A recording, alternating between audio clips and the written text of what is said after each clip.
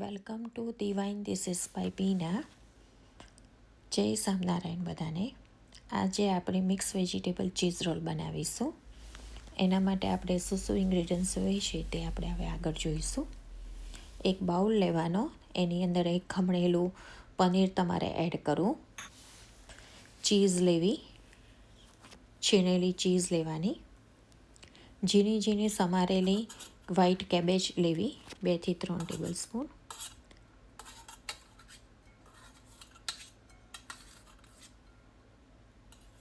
Purple કલરની cabbage ઝીણી ઝીણી સમારીને એડ કરવી, 2 થી 3 ટેબલ સ્પૂન.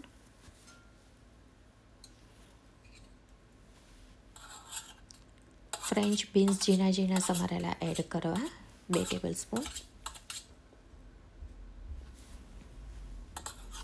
3 કલરના બેલ પેપરને પણ ઝીણા ઝીણા સમારીને એડ કરવા, 3 થી 4 ટેબલ સ્પૂન. તમને જે પ્રમાણે ટેસ્ટ ભાવતો હોય એ પ્રમાણે તમે એડ કરી શકો છો વેજીટેબલ. અને બ્રોકલી પણ તમે 2 થી 3 ટેબલ સ્પૂન અંદર એડ કરવાની, ઝીણી ઝીણી સમારી, તમને જે પ્રમાણે ટેસ્ટ જોઈતો હોય એ પ્રમાણે.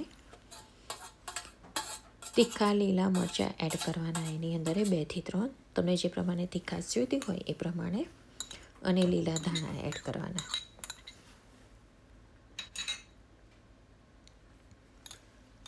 બ્લેક ઓલિવ્સ અને ગ્રીન ઓલિવ અને હાલાપીનો, ત્રણેયને તમને જે પ્રમાણે ટેસ્ટ ભાવતો એ પ્રમાણે ઝીણા ઝીણા સમારીને એની અંદર એડ કરવા. મરીનો પાવડર એડ કરવો. ચીલી ફ્લેક્સ એડ કરવા.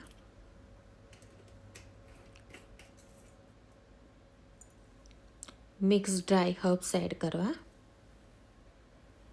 અને સોલ્ટ એડ કરો. સોલ્ટ જરાક સાચવીને એડ કરવાનું, કારણ કે આપણે ચીઝ પણ મૂકી છે એની અંદર, એટલે ચીઝમાં ઘણું બધું સોલ્ટ હોય, એટલે આપણે વેજીટેબલના ભાગનું જ આપણે સોલ્ટ એડ કરવાનું છે એની અંદર. પછી બધું બરાબર સરખી રીતના મિક્સ કરી લેવાનું. જો તમને ચમચીથી ના ફાવે તો તમે હાથેથી પણ મિક્સ કરી શકો છો બધું.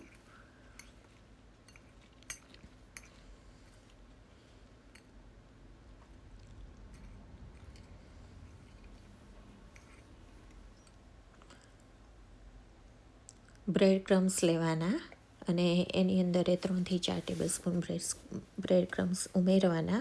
બ્રેડ ક્રમ્સ કેવી રીતે બનાવવાનું, શું મેજરમેન્ટ છે, હું ડિસ્ક્રિપ્શનમાં લખીને મોકલાવી દઈશ તમને, એટલે તમે બનાવીને અંદર એડ કરી શકો છો. પણ બ્રેડ ક્રમ્સ બનાવો ને ત્યારે 2 સ્લાઇસ બ્રેડ, ફ્રેશ બ્રેડ લેવાની, એમાં 2 ટેબલ સ્પૂન મેદો નાખવાનો, સહેજ મરી, સોલ્ટ અને મિક્સ હર્બ્સ નાખવાના, ચીલી ફ્લેક્સ નાખવાના અને બધું ક્રશ કરી નાખવાનું.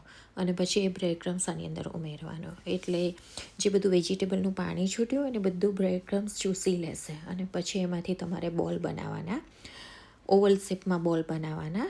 એટલે જ્યારે તમે બોલ પર આમ બધું સરખું બાઇન્ડિંગ થઈ જવું જોઈએ. જો આ બાઇન્ડિંગ થઈ ગયું ને એવી રીતે બાઇન્ડિંગ થઈ જવું જોઈએ. આવી રીતે બધા જ બોલ્સ તમારે બનાવી લેવાના. ઓવલ શેપના બધા બનાવીને એક બાજુ ડીશમાં રેડી કરી દેવાના.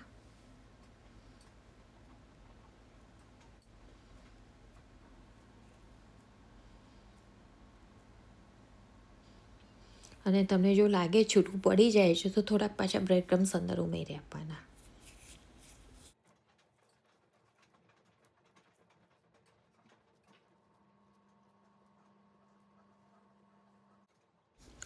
સમોસાની જે પટ્ટી આવે છે આપણી એ લેવાની અને એની અંદર આવી રીતે રોલ મૂકીને અને રોલ કરવાના.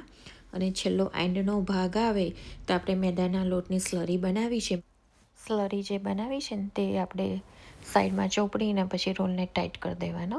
એટલે રોલ આખી પટ્ટી ચારે બાજુથી ચોંટી જશે તમારે. એવી રીતે બધા રોલ બનાવી લેવાના.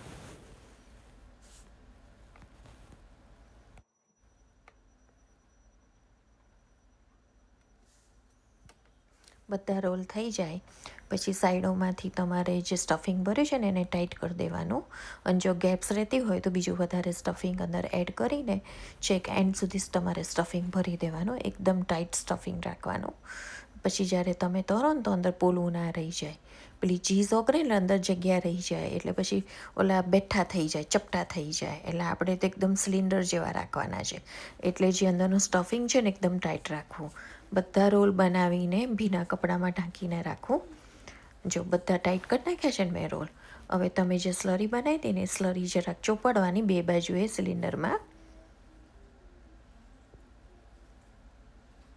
અને પછી એને બ્રેડ ક્રમ્સની અંદર એ દુબાડીને અંદર બ્રેડ ક્રમ્સ ચોંટાડી દેવા. તમે જુઓ હું કેવી રીતે કરું છું. જો સ્લરી લગાડીને 2 બાજુએ અને પછી આ બ્રેડ ક્રમ્સની અંદર ડીપ કરી લેવાનું, એટલે પછી બ્રેડ ક્રમ્સનું કોટિંગ થઈ જશે બંને બાજુએ.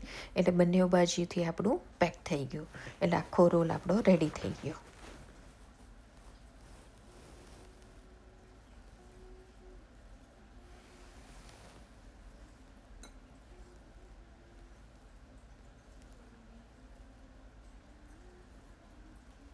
સ્લરી ચારે બાજુ સરખી લગાડવી, પોલું ના રહી જાય, એટલે શું તમારો રોલ ના ફાટી જાય. એટલે સરખી રીતના સ્લરી અને બ્રેડ ક્રમ્સનું સરખું કોટિંગ કરવાનું, એટલે આખો રોલ ચારે બાજુથી પેક થઈ જાય તમારો.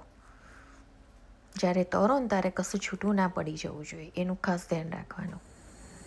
બધા મારા રોલ રેડી થઈ ગયા છે. હવે આપણે એને તરીશું. મેં ગેસ ઉપર તેલ ગરમ કરવા મૂક્યું છે.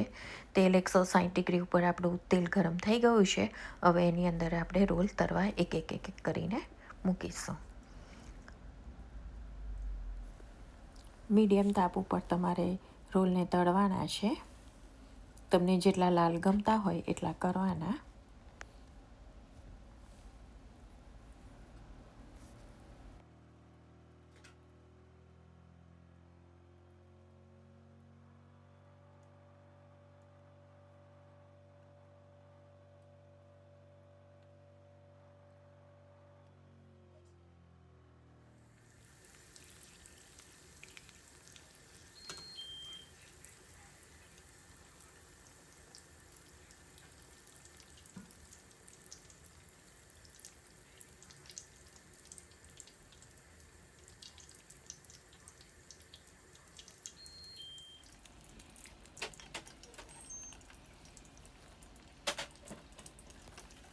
રોલને ચારે બાજુએથી ફેરવવાના, એટલે સરખી રીતના આપણી પેસ્ટ્રી પ્રોપર લાલ થઈ જાય. જેમ સમોસા આપણે તળીએ છીએ ને એવી રીતે જ આ રોલને આપણે તળવાના છે. ખાવામાં તો બહુ ટેસ્ટી લાગે છે. આપણે ઘરે કોઈ પાર્ટી રાખી હોય કે ઠાકોરજીના થાળ માટે કરવાનું હોય, ગમે તેની માટે આપણે યુઝ કરવા હોય તો તમે કરી શકો છો. જોયું ને તમે, એક પણ રોલ છૂટો નથી પડી ગયો અને એકદમ ટાઈટ રોલ છે અને ક્રિસ્પી છે, અને એને ટમાટો કેચઅપ સાથે સર્વ કરી શકો છો તમે. છોકરાઓને તો આ રેસીપી બહુ જ ભાવશે. નાના મોટા બધાને ભાવે એવા ટેસ્ટી રોલ બન્યા છે. અને તમે ટ્રાય કરજો. તમને કેવા લાગ્યા એનું ફીડબેક મને આપજો, અને મારી ચેનલને સબસ્ક્રાઈબ કરજો. ઓકે, સબસ્ક્રાઈબ કરજો, લાઈક કરજો અને શેર કરજો. જય સ્વામિનારાયણ બધાને.